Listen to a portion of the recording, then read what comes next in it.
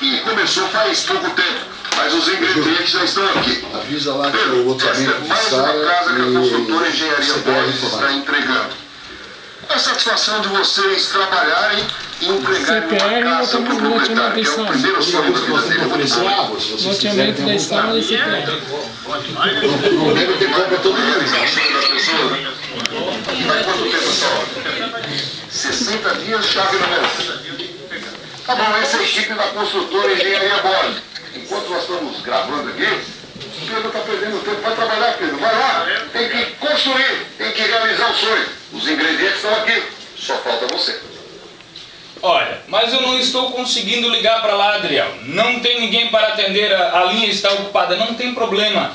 Espere eu sair do ar e ligue para este que vos fala. O telefone para contato é o 8402-6997. E tem mais uma surpresa para você que esperava e até já ligou perguntando. Nós aceitamos carro no negócio, lote, moto. Nós vamos fazer isso mediante a avaliação. Então não perca tempo. Vai sonhar até quando? Quer sair do aluguel? A oportunidade é esta. Aproveite e ligue para nós. Tá bom, agora são 19 horas mais 19 minutos. Olha que legal, né? 19 e 19. Sempre um número bacana.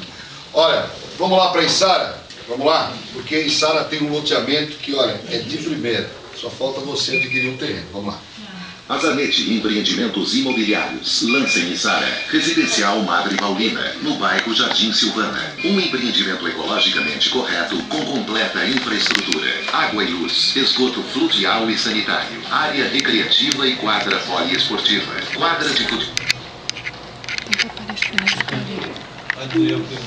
De gramado, mural.